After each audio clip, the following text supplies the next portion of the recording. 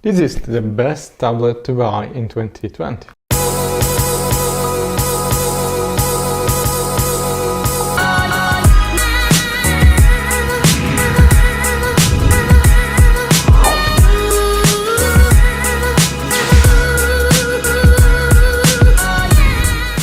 So what's up guys, Fabria and welcome to Shades of Tech. Those are our times and everything from work to education is being made online from your home. So it seemed a really good time to make a video about my experience with the 2018 iPad Pro. When the redesigned iPad Pro was announced back in the late 2018, it was magnificent.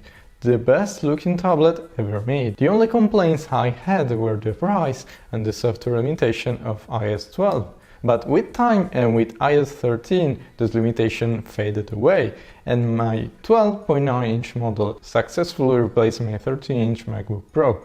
But the big price was still a big bummer for me. However, a few weeks ago the 2020 iPad Pro was announced and the 2018 version got discounted a lot.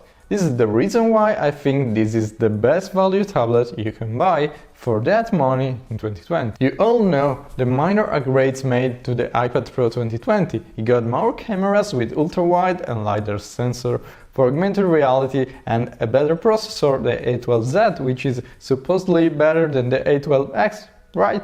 Well, turns out that the new processor is the same, just with one core of the 8 GPU cores unlocked, resulting in a small graphic improvement that in real life translates in an insignificant saving hardly noticeable.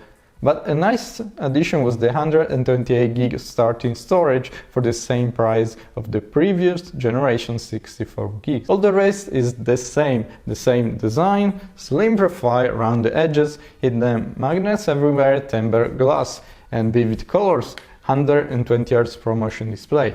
The next generation with mini LED will be really interesting, but I wouldn't call this measure a great, rather a little refresh for 2020. Reason why the older generation becomes even more interesting, and the 2018 iPad Pro still gets all the software update with enhanced trackpad support with iOS 13.4 that makes this basically indistinguishable from the new model. The 2018 model right now discounted everywhere and you can find great deals on Amazon, but the Apple refurbished products are the golden deal for me. They are like new products but with Apple warranty and crazy price drops. You can get an 11-inch 256GB for $679 or the 12.9-inch model for $829, saving $200 and $300 both for the small and the big one with the same storage. But I can bet you can find the 64GB for a lot cheaper, so you can get higher storage for the same price or lower storage for a better price. If 64GB storage is enough, I recommend getting